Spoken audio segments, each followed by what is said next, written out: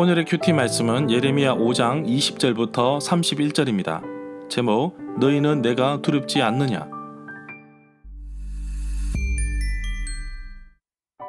먼저 앞뒤 문맥을 살펴보겠습니다.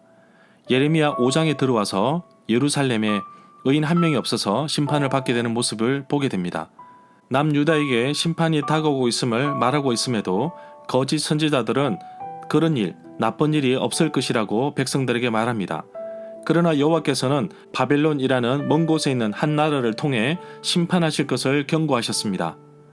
심판이 눈앞에 와 있음에도 불구하고 남유다 사람들은 여호와 하나님을 두려워하지 않고 여전히 바알 우상만 따르고 있습니다. 이러한 이스라엘 백성들을 보시며 너희는 내가 두렵지 않느냐라고 물으십니다. 문단을 나눠보겠습니다. 20절부터 25절은 고집이 센 유다 백성들, 26절부터 31절은 유다 백성들은 벌을 받아야 마땅하다. 20절에 보면 2인칭 단수가 쓰였는데 너라는 단어는 하나님께서 예레미야를 두고 말씀하십니다. 그러나 히브리어 본문에서는 너희라는 복수 형태를 가지고 있습니다.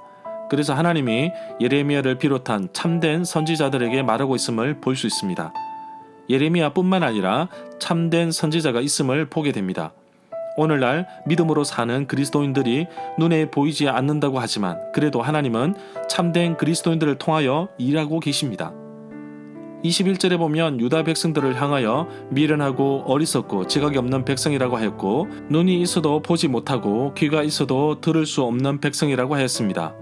신명기 32장 6절에서 모세는 이스라엘 백성들에게 이렇게 말하고 있습니다. 어리석고 지혜 없는 백성아, 여호와께 이같이 보답하느냐?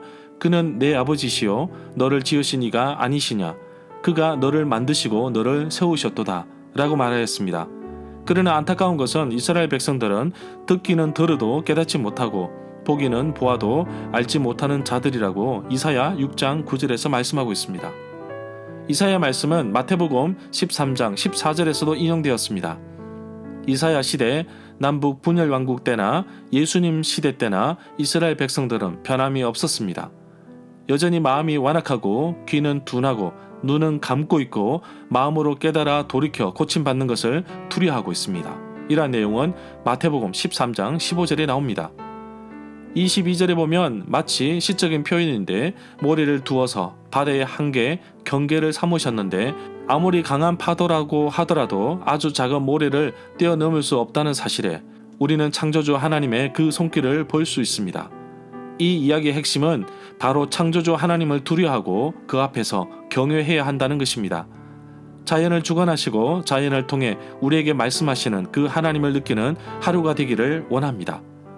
23절에 보면 이스라엘 백성들이 여호와를 반역하고 떠났다고 말하면서 이스라엘 백성들이 깨닫지 못한다는 주제를 21절과 23절에 담고 있습니다.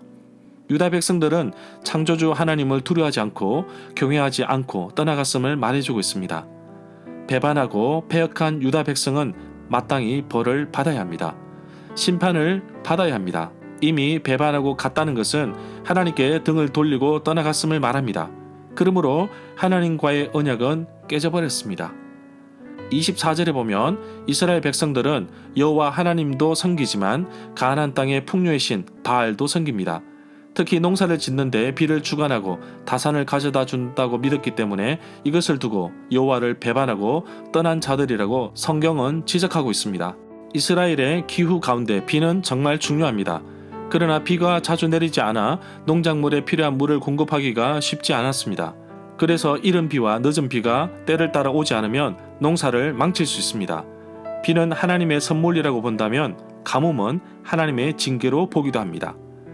25절에 보면 이스라엘 유다의 범죄로 말미암아 이른 비와 늦은 비의 혜택도 누리지 못하고 있음을 보게 됩니다. 백성의 죄 때문에 하나님께서 예비하신 축복을 누리지 못한 결과를 가져왔습니다.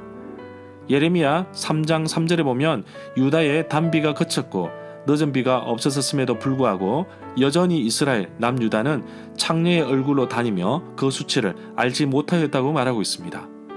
26절에 보면 범죄자들을 사냥꾼에 비유하고 있습니다.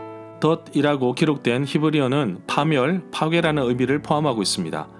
범죄자 사냥꾼들은 호시탐탐 기회를 누리다가 사람을 파괴하고 파멸하는 길로 몰고 가고 있는 것을 보게 됩니다. 27절에 보면 악한 사람들은 양심의 가책도 없이 남을 속여 빼앗을 재물로 자기 집에 가득 채웠다는 모습을 보여주고 있습니다. 새를 잡는 사냥꾼으로 묘사된 이 내용은 양심의 가책도 없이 착취하는 사회적인 불의를 말하고 있다고 봅니다. 조롱은 새 장을 말하는데 새 장에 새가 가득한 것처럼 죄를 짓는 사람들의 집, 그들의 집에 속이는 것이 많다는 의미로 볼 수 있습니다. 여기서 말하는 속임은 단순히 속인다는 뜻을 넘어서 속임으로 인해 얻게 되는 물건을 나타내는 환유법이라고 합니다. 그래서 스바냐 선지자가 강포와 괴율, 속임으로 자기 주인의 집에 채운 자들을 내가 벌하리라 스바냐 1장 9절에서 말씀하고 있습니다. 절마다 상세한 설명과 구절 해석 그리고 핵심 내용과 중심 줄거리는 네이버 블로그에 올려져 있습니다. 내게 주시는 교훈입니다. 여호와를 배반하고 떠났던 백성들을 그래도 꾸준히 살피고 계시며 돌아오기를 바라시는 하나님의 그 마음을 읽을 수 있습니다. 교회마다 새생명 축제, 행복 나눔 축제, 총동원 전도주의를 합니다. 잃어버린 양을 찾기 위해 명단을 작성하고 기도하고 도전합니다. 한 영혼이 돌아오기까지 기다리고 계시는 우리 아버지 하나님의 마음이 아닐까요? 이스라엘 남유다 백성들은 고집을 부리면서 여호와 하나님을 배반하고 떠났습니다. 하나님을 떠난 이들은 선지자든지 제사장이든지 백성이든지 모두 자기 마음대로 사는 모습을 보게 됩니다. 하나님을 경외하고 하나님만 섬기고 두려워할 줄 알아야 하는데 마치 오늘날 제멋대로 사는 세상적인 그리스도인 같습니다. 모양과 무늬는 그리스도인처럼 보이는데 제멋대로 제 생각대로 제가 삶의 주인인 것처럼 사는 사람들이 적지 않습니다. 그래도 하나님은 이들을 기다리고 계십니다. 미워하기보다는 사랑하는 마음으로 복음을 전하며 예수님을 인격적으로 만날 수 있기를 기도하며 도전해 봅니다. 눈이 있어도 보지 못하고 귀가 있어도 듣지 못하는 자들에게 들어서 깨달으라고 하십니다. 어쩌면 이러한 모습이 우리의 삶에도 보이지 않는지 생각해 보게 됩니다. 하나님과의 약속을 깨어버리고 배신하고 떠났던 이스라엘 백성들처럼 하나님의 자녀로서 제대로 살지 못하고 하나님의 말씀을 보고 듣고 느끼지 못한 그리스도인이 있다면 어리석은 사람처럼 살 것이 아니라 온전히 하나님만 바라보고 정말 말씀을 듣고 깨닫고 돌아오기를 간절히 소망합니다.